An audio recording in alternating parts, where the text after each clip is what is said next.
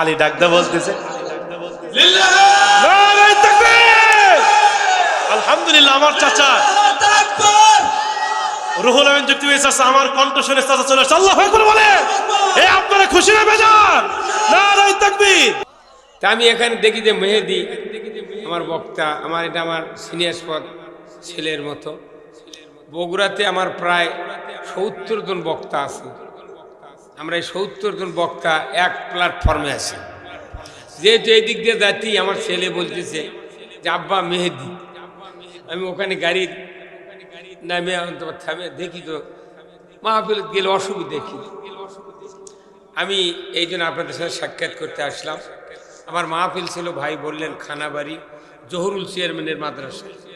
বলেন দ্রুত বলেন। চাচা আসছে, যেহেতু চাচা আমাদের মাঝে চলে আসছে, আমরা ওনাকে পাই না, অনেক শিডিউল নাই ওনার। তারপরে ইনশাআল্লাহ আলহামদুলিল্লাহ। আপনারা সবাই চিনেন কিনা? হ্যাঁ চিনেন না আপনারা?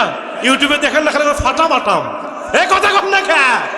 সেই চাচা চলে আসছে ইনশাআল্লাহ। আমি ওনাকে 5 মিনিট হলো ইনশাআল্লাহ কিছু কথা আপনাদের সামনে বলবে, যেহেতু রাত হয়ে গেছে। দেন বাবা দ্রুত দেন, চাচাকে আমি দিব ইনশাআল্লাহ। লাস্টে একটা দোয়া হবে। নারায়ে তাকবীর। নুরুজ্জামান ভাই 1 নম্বর 1000 টাকা মারহাবা। নুরুজ্জামান ভাই আমার 1 নম্বরে 1000 টাকা দান করা আবু বকর সিদ্দিকের সঙ্গে, 1 নম্বর জান্নাতি সাহাবীর সঙ্গে 1 নম্বরে দান করেছে। আল্লাহ তাকে আবু বকরের সঙ্গে জান্নাতি কবুল করো। সকলে বলে আল্লাহুম্মা আমিন। যার শিডিউল মিলাতে গেলে এক যার শিডিউল আপনি চিনেন না নাকি? এই দেখেননি রুহুল আমিন যুক্তিবাদী বগুড়ার ওয়াজ দেখেননি আপনারা? যার একটা শিডিউল মিলাতে গেলে 1 বছর আগে থেকে যোগাযোগ করে। কথা বল না কেন? সেই চাচা আমাদের বগুড়ার, আমাদের মহব্বতের চাচা আমার কণ্ঠ শুনে হয়তো ওই দিক দিয়ে যাচ্ছিলেন, উনি চলে আসেন। আলহামদুলিল্লাহ বলেন। আপনারা খুশি না বেজার? আলহামদুলিল্লাহ। আমার তো আমি মনে হচ্ছে মেঘনা সাইডে বৃষ্টি। চাচা কিছু বলেন। হ্যাঁ হ্যাঁ ইনশাল্লাহ। হ্যাঁ আচ্ছা ইনশাল্লাহ। বলেন দ্রুত বলেন। চাচা আসছে, যেহেতু চাচা আমাদের মাঝে চলে আসছে, আমরা ওনাকে পাই না, অনেক শিডিউল নাই ওনার। তারপরে ইনশাআল্লাহ আলহামদুলিল্লাহ। আপনারা সবাই চিনেন কিনা? হ্যাঁ চিনেন না আপনারা? ইউটিউবে দেখেন না, খালি ফাটাম আটাম কথা কম না খা। সেই চাচা চলে আসছে ইনশাআল্লাহ। আমি ওনাকে 5 মিনিট হলো ইনশাআল্লাহ কিছু কথা আপনাদের সামনে বলবে, যেহেতু রাত হয়ে গেছে। দেন বাবা দ্রুত দেন, চাচাকে আমি দিব ইনশাআল্লাহ। লাস্টে একটা দোয়া হবে। এবং আমার ভাইয়ের ইনশাআল্লাহ এখানে ইনশাআল্লাহ ভলেন্টিয়ার ইনশাআল্লাহ আছে, আমি চাচাকে দিব। আপনারা ইনশাআল্লাহ এই দাও, চাদর দাও ইনশাআল্লাহ। উনি আর যেহেতু অনেক রাত হয়ে গেছে, চাদর দিয়ে দাও। যাই যেটা পারেন সব ইনশাআল্লাহ দিয়ে দেবেন, যা আছে। আমাদের বিড়ি সিগারেট দিয়েন না। সেদিন এক মাহফিলে কালেকশন করতে 2 প্যাকেট বিড়ি দিছি পারে, বলছে 1 প্যাকেট প্রধান বক্তার জন্য, 1 প্যাকেট প্রধান অতিথির জন্য। এমন যেন আপনারা করেন না। যাই যেটা পারেন 100 200 10 20 সব দিয়ে দেন ইনশাআল্লাহ। দেন ইনশাআল্লাহ, আল্লাহর জন্য দিয়ে দেন। চাচা এখানে আসেন। এই ময়মিন হ্যাঁ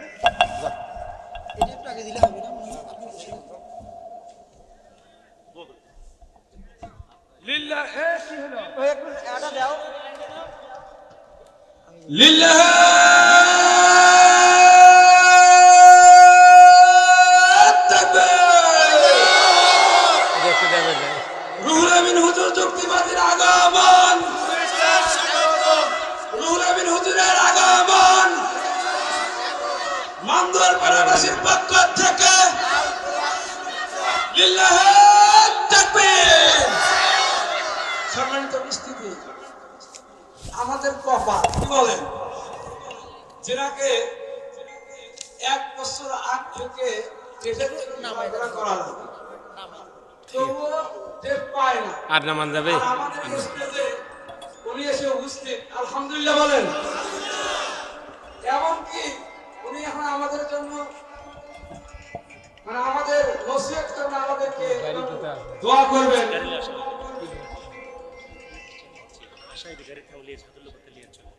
আলহামদুলিল্লাহ।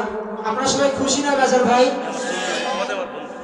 আল্লাহ রুহুল আমিন যুক্তিবাদী সাহেব আমাদের সুন্দরগঞ্জ 1 নং বামনডাঙ্গা খানাবাড়ি থেকে প্রোগ্রাম শেষ করে আপনাদের জায়গায় এসেছেন। যাকে 1 বছর 2 বছর আগ থেকে দাওয়াত দিতে হয়, তিনি আজকে দাওয়াত ছেড়ে আমাদের এলাকার মহব্বতে ভালোবাসায় আমাদের মাঝে এসে উপস্থিত হয়েছেন। আপনারা যেটা খুশি না বেজার?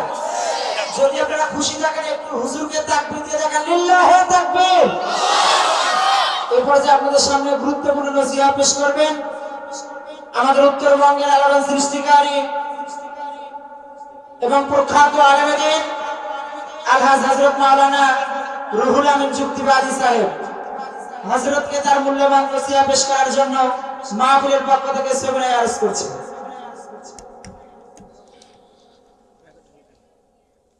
আসসালামু আলাইকুম ওয়া রাহমাতুল্লাহি ওয়া বারাকাতুহু।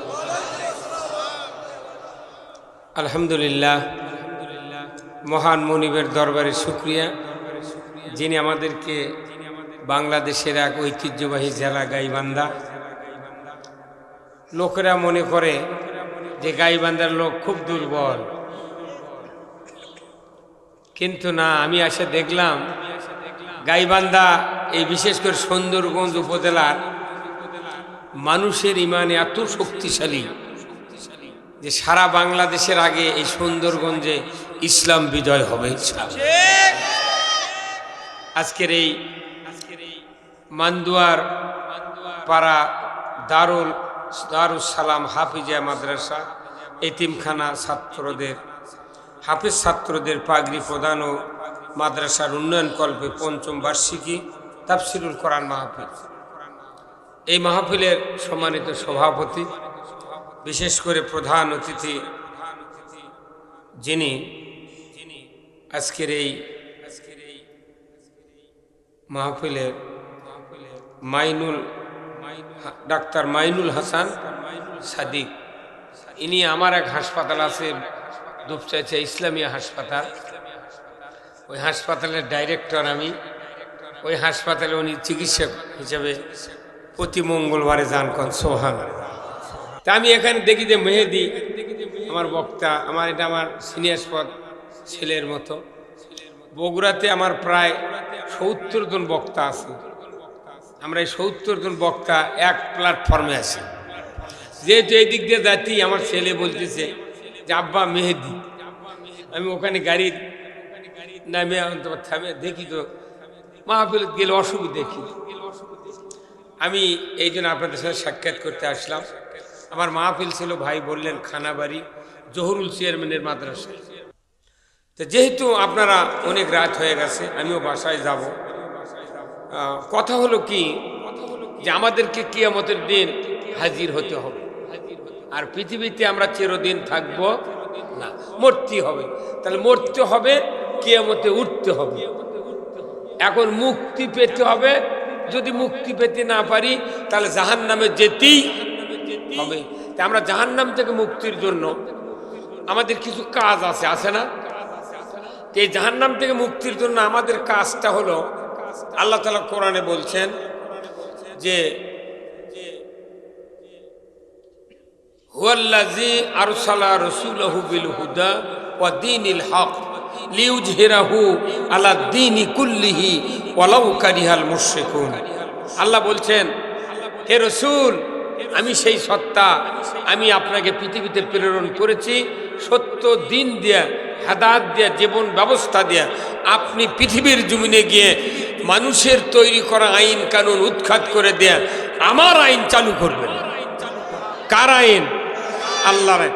আল্লাহর আইন যদি চালু হয়, চুরি হবে না, সুদ থাকবে না, জানা থাকবে না, ধর্ষণ থাকবে না, কোনো অন্যায় অপকর্ম বাংলাদেশে থাকবে না। আমরা যতই ইবাদত করি, দেশে যদি কোরআনের আইন চালু না হয়, কারো শান্তি পাওয়া যাবে না। কথা ঠিক কিনা? চুরি বন্ধের অনেক বক্তৃতা করি আমরা, কিন্তু মসজিদে দুটো চুরি বন্ধ হয়নি। কথা কন, চুরি বন্ধের অনেক বক্তৃতা করি। গতকালকে আমার বগুড়াতে একটা মাহফিল হয়েছে শিবগঞ্জে। দ্বিতীয় বক্তা অটো চড়ে আসছে, বক্তা নেমে গেছে, অটোওয়ালার বক্তার সাথে ব্যাগ দিবার গেছে, আইসা দেখে অটোর ব্যাটারি চুরি করলে চলে।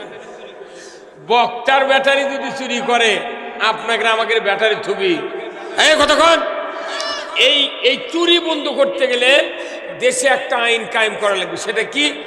যারা যে চোর চুরি করবে তাকে গ্যারান্টি দিতে হবে, খাদ্য, বস্ত্র, চিকিৎসা, শিক্ষা, বাসস্থান, 5টা গ্যারান্টির পর কেউ যদি চুরি করে, আমার আল্লাহ বলছেন অসারিকু অসারিকাতু ফাক্তাউ আইদিয়াহুমা, চোর আর চুন্নি ধরা পড়বে, 5টা গ্যারান্টি দেওয়া হয়েছে, তাতে হ্যাঁ তুমি চুরি করলে কেন, বলে আমার চরিত্র খারাপ।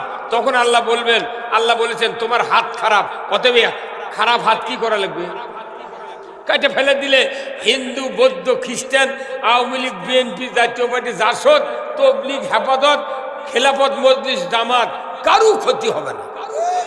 তাহলে চোরের হাত কাটার আইন ভালো করা কায়েম না বক্তৃতা দেওয়া ভালো? আমরা বক্তৃতা দিচ্ছি চুরি করবেন না, চোরও কোনো সমাজ বসে থাকে। ওরা তখন মনে মনে কয় সুযোগ পালে হুজুরের বাড়িও ছাড়বো না।